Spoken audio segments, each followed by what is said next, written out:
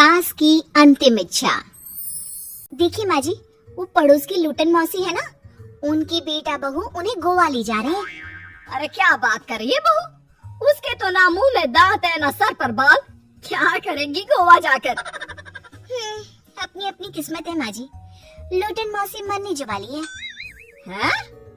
अरे बहू ये कैसा मरना हुआ जो पहले से ही पता है और ऊपर से गोवा भी घूमने जा रही है। बोला ना माँ जी, ये अपनी अपनी किस्मत है। बात हुई थी मेरी लोटन मौसी की बहू से, बोल रही थी कि चलो दवाई में जो पैसा लगेगा वो गोवा में लगा देते हैं। सास को बहू की बात से पता नहीं क्यों नफरत की बदबू आ रही थी, लेकिन वो कुछ नहीं कहती और कमरे में जाकर लेट जाती है। क्या बात है, लोटन के तो मजे ही मजे है। वैसे आइडिया बुरा नहीं है, थोड़े से पैसे लगाओ और सीधा गोवा की सैर। मैं भी चलती हूँ गोवा। अगले रोज सास तय वक्त पर उठती नहीं। अरे देखो जी, माँ जी अब तक उठी नहीं।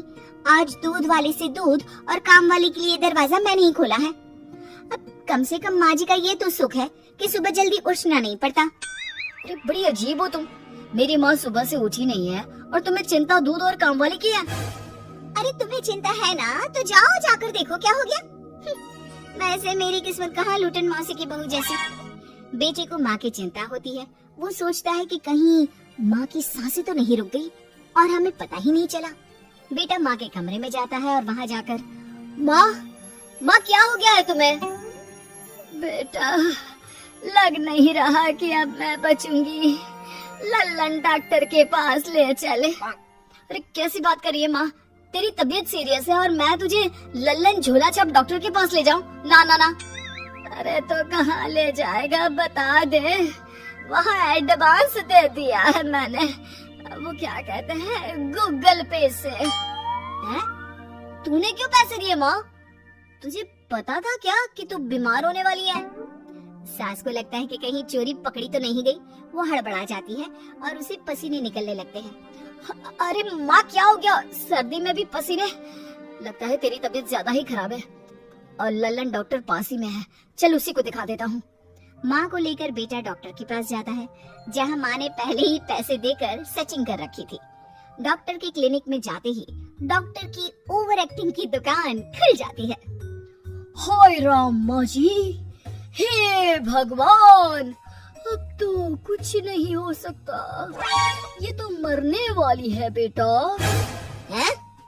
अरे डॉक्टर है इसलिए इज्जत से बात करूंगा, नहीं तो मेरी माँ को देखे बिना ये बकवास करने के लिए तेरे मुंह में घूंसा मार देता।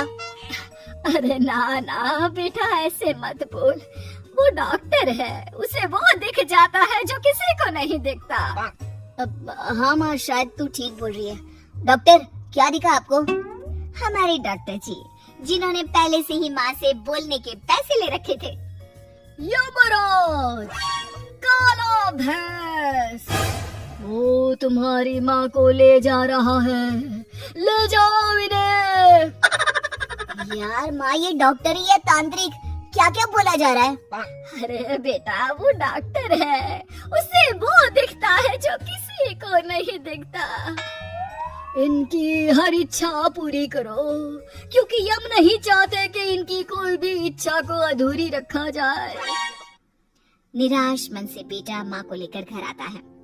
माँ आज से मैं ऑफिस नहीं जाऊंगा, चल तुझे वो झूले वाले पार्क में ले चलता हूँ जहाँ तू पिताजी के साथ जाया करती थी।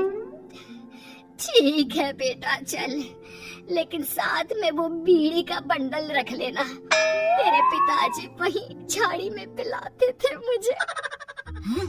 माँ कैसी बात कर रही हो, वैसे भी जीवन के 4 दिन बचे हैं और तुम। अरे देख बेटा, ना पिलानी तो ना पिला, लेकिन सुना ना तूने डॉक्टर ने क्या कहा कि मेरी कोई इच्छा खाली नहीं रहनी चाहिए।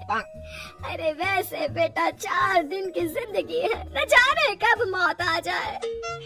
माँ के मुंह से मौत का नाम सुनकर बेटा गंभीर हो जाता है, उसकी आंखें लाल हो जाती है। वो माँ का हाथ पकड़ लेता है। माँ को भी लगता है कि उसकी मौज मस्ती कहीं बेटे को डिप्रेशन में ना डाल दे। देख लल्लन का फोन आया था, बोल रहा था कि हो सकता है मौत ना भी आए, पर इच्छा पूरी करके रख दे। जब जाऊंगी तब तृप्त होकर जाऊंगी, क्यों? तभी बहू की आवाज आती है, माँ जी आपकी फेवरेट गट्टे की सब्जी बनाई है। सास खाने की टेबल पर जैसे ही बैठने वाली होती है, बहू उनकी चेयर पीछे करती है और प्यार से बिठाती है। बहू शांत हो जाती है। वो माँ को बस देखती है और उनकी हर बात मानती है। रात को जब सास सोने जाती है तो, माँ जी मैं आपके पैर दबा देती हूँ, आज आप डॉक्टर के पास गई थी, थक गई होंगी ना। बहू का प्यार देखकर सास को हैरानी होती है। वो समझ नहीं पाती कि जो बहू उनके मरने को अपना भाग्य बताती थी, वो आज जब सास मरने वाली है तो दुखी क्यों हो रही है। क्या सोच रही है माँ जी? यही ना कि मैं ऐसा क्यों कर रही हूँ। माँ जी मैंने आपको हमेशा अपनी माँ माना है। माना आपसे नाराज होती थी, परेशान होती थी, आपकी बातें चुभती थी, लेकिन यकीन माने प्यार बहुत है आपसे मुझे। सास बहू को गले लगा लेती है। अरे तू क्यों मुंह में डाल रही है? आज नहीं तो कल मुझे मरना ही है ना। बहू रोने लगती है और वहाँ से चली जाती है। अब तो सास आए दिन कोई ना कोई डिमांड करती जिसे बच्चे पूरा करते। मुझे ना वृंदावन जाना है, कृष्ण की नगरी देखने।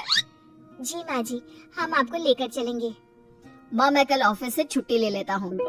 बेटा अब आए दिन छुट्टी लेता और माँ को घुमाता फिराता। एक दिन बॉस कहते हैं, रमन क्या बात है, मैं देख रहा हूँ पिछले 1 महीने से तुम ना काम करते हो ना दाम, बस सारा दिन इमोशनल से बैठे रहते हो।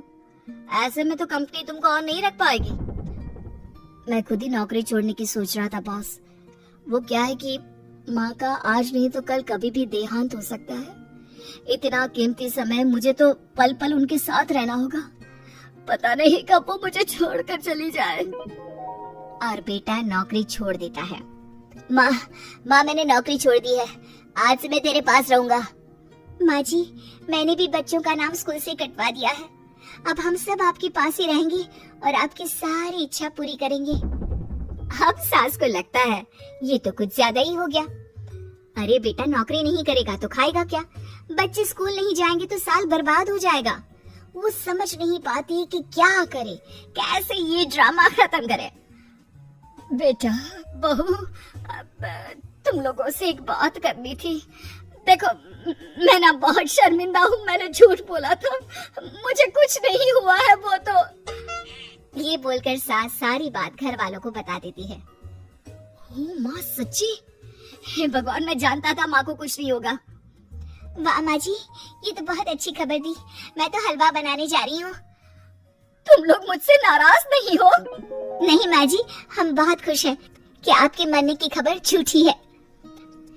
माँ शायद मैं तेरे ठीक होते ही तेरा इतना ख्याल रख लेता तो तुझे ये नाटक करने की जरूरत नहीं पड़ती। माँ जी आप हम लोगों को माफ कर दीजिए।